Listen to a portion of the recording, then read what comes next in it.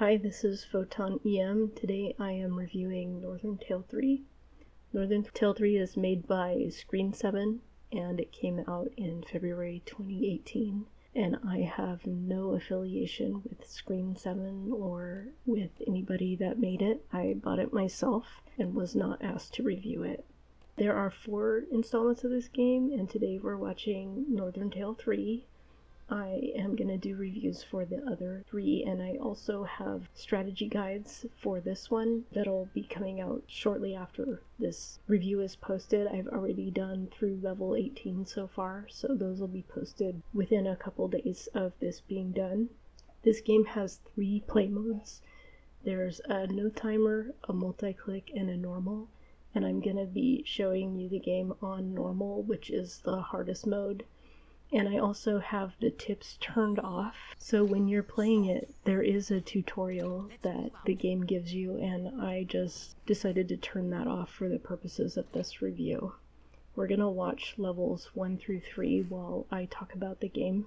It has 45 regular levels and 5 bonus levels, and you have to get 3 stars on every level, including the bonus levels, to get to the last bonus level. To me, that I love that level of challenge that the game offers you. In higher levels, you can upgrade your camp and your production buildings, like your gold mine, your farm, whatever, to level 3, and that will give you 3 Vikings to send around the screen, so that adds a layer of fun to it. Production buildings produce their resources whenever the bar at the top of the screen reaches the right-hand side. So you don't have to go and collect, say if the farm has made a food, you don't have to go and collect it. It automatically gets added to your resource total at the top of the screen, and you can have up to 30 of each resource.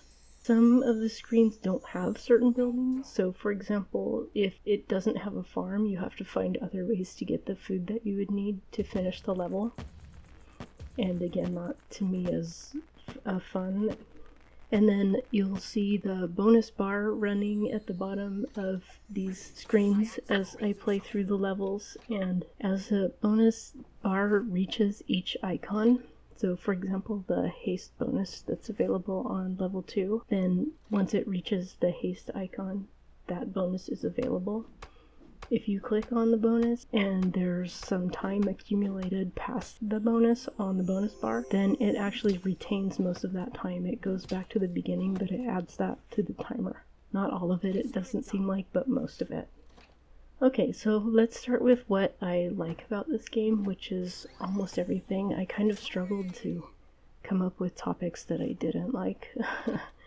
On the good side, inside each level there are animations. So on that first level that we watched, there were some hamsters off to the left, and there's also some hamsters in barrels, and there's also a hamster behind the shield that was next to the camp. All of those things, if you click on them, they do something.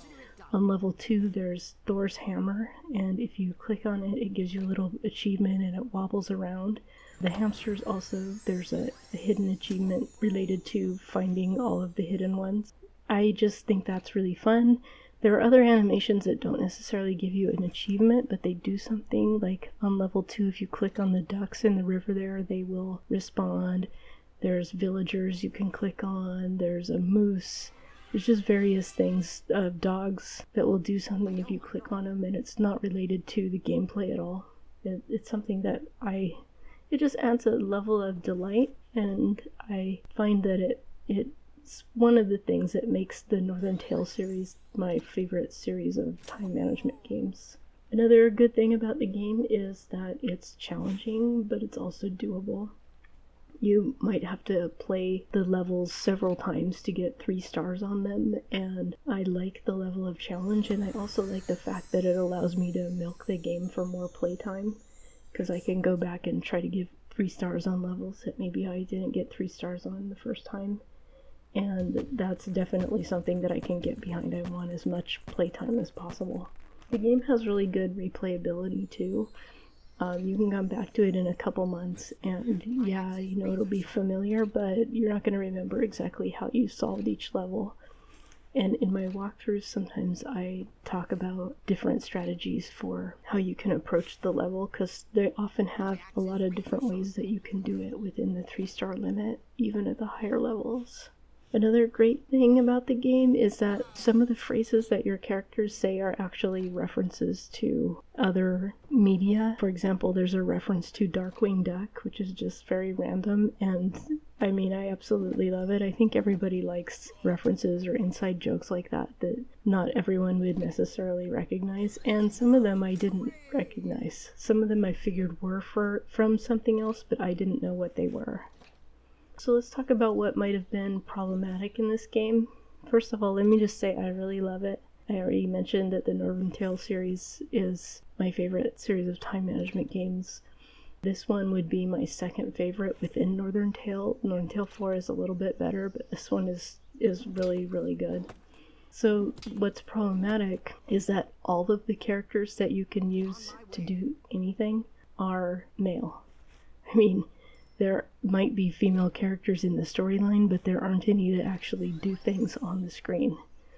My understanding is that with puzzle games and time management or click management games, the gender divide of people who play them is pretty even.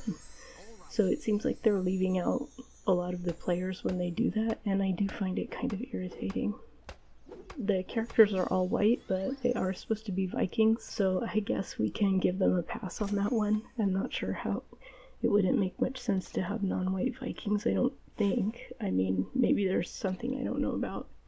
I'm not an expert on Viking history. The only other thing I didn't like on this game, and you can see it on level 3, which is on the screen right now, is that it is kind of slow when you only have one Viking on the screen. And that mechanic is pretty common to games like this, but I'm just saying, I kind of had to stretch to think about things that I didn't absolutely love to the maximum, and that was one of them. Back to things I did like, the graphics. So when you clear a totem on the ground, the ground goes from being ugly to being beautiful. And I'm just going to show you a replay of that from level 1. So to me, every time I clear a totem, I just take a second and just watch the screen and just forget about whatever the gameplay is, because I love watching it go from that black and yucky to green and beautiful. The other part is that the maps change quite a bit, so on the screen you can see a part of the map that connects each level, and you can see the wooded area that we started in, and then there's a snowy area, and then there's an area with a little village, and then further on there are underground areas with lava and stuff like that, and they're actually connected by that little road that your guys leave by each level. The next level connects to that little road in most cases. So I just love details like that. I love the variety of maps, and I highly recommend this game. I would give it 5 out of 5 stars. I don't think you can go wrong. This has been Photon EM, and check out my channel for more reviews and for strategy guides or walkthroughs for Northern Tale 3.